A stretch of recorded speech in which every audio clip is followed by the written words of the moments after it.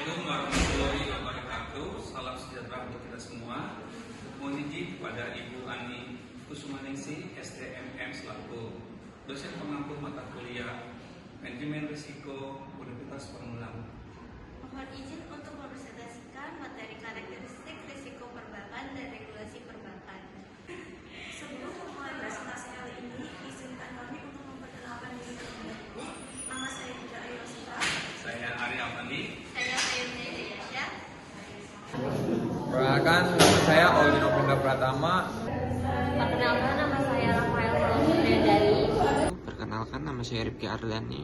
Perkenalkan, nama saya Sri Ismeni Rumana. Karakteristik resiko dan regulasi perbankan. Selanjutnya, di sini saya akan menjelaskan mengenai bank, resiko, dan perlunya regulasi.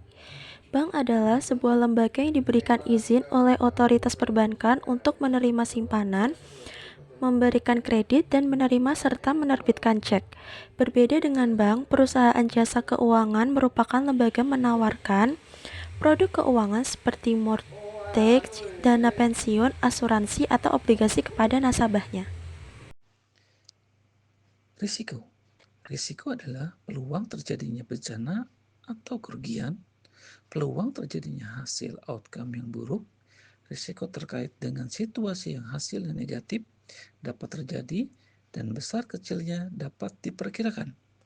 Dua istilah penting lain terkait dengan risiko. Yang pertama, kejadian risiko atau risk event. Yang kedua, risiko kerugian. Apa itu kejadian risiko? Terjadinya sebuah peristiwa yang menyebabkan potensi kerugian, yaitu terjadinya suatu outcome yang buruk. Sedangkan risiko kerugian adalah kerugian yang terjadi sebagai konsekuensi langsung ataupun tidak langsung dari kejadian risiko. Kerugian tersebut dapat bersifat finansial atau non-finansial. Selanjutnya, di sini saya akan menjelaskan mengenai resiko pasar dan resiko kredit. Resiko pasar adalah resiko kerugian dalam posisi on dan off balance sheet yang disebabkan oleh pergerakan harga pasar. Resiko pasar adalah sebutan yang diberikan kepada kelompok resiko yang timbul dari perubahan tingkat suku bunga dan nilai tukar valuta asing. Perubahan suku bunga pasar dapat berpengaruh secara signifikan pada nilai instrumen pasar seperti obligasi. Yang kedua ada resiko kredit. Resiko kredit sendiri adalah resiko timbulnya kerugian yang terkait dengan kemungkinan bahwa counterparty akan gagal memenuhi kewajibannya. Dengan kata lain, ini adalah resiko di mana debitur tidak akan membayar kembali utangnya. Basel 1 sangat membatasi jenis anggunan yang dapat diakui, dan Basel 2 mengakui anggunan secara lebih luas, khususnya dalam pendekatan Advanced Internal Ratings Base. Resiko operasional. Resiko operasional adalah risiko timbulnya kerugian yang disebabkan oleh kegagalan atau tidak memadainya proses internal manusia dan sistem atau sebagai akibat dari kejadian eksternal. Walaupun definisi Basel II tentang risiko operasional tidak menyertakan risiko bisnis, strategis, dan reputasi, Basel II memberikan ruang bagi risiko lain untuk dipertimbangkan dalam perhitungan modal bank berbasis risiko. Basel II telah mendorong kemajuan manajemen risiko operasional.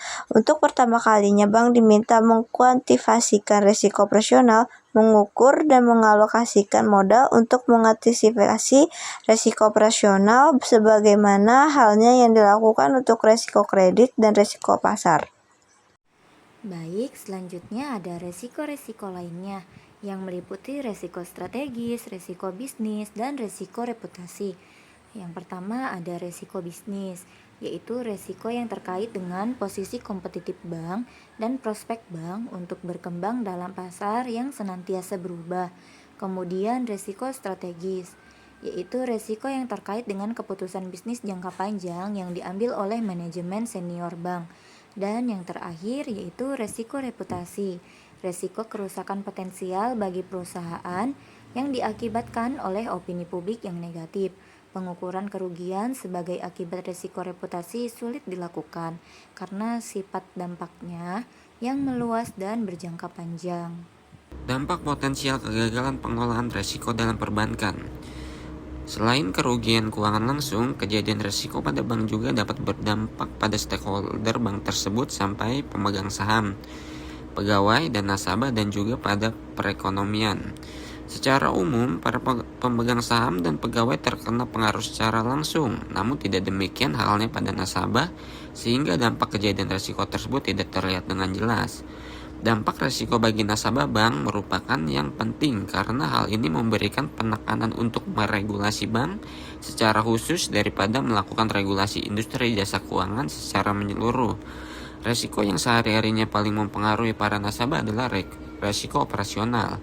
Bank yang overlending pada saat ekonomi tumbuh pesat akan mengalami underlending pada kejadian resesi yang muncul sesudahnya. Sistem dan regulasi perbankan Indonesia. Bank Umum menawarkan berbagai jenis jasa keuangan termasuk transaksi devisa. Bank Umum memiliki akses terhadap sistem pembayaran dan menyediakan jasa perbankan secara umum. Bank Perkreditan Rakyat atau BPR jauh lebih kecil daripada Bank Umum dan umumnya beroperasi pada wilayah yang terbatas. Selain Bank Umum dan Bank Perkreditan Rakyat, terdapat lembaga kecil non-bank seperti Badan Kredit Desa atau BKD dan lembaga dana dan kredit pedesaan atau LDKP.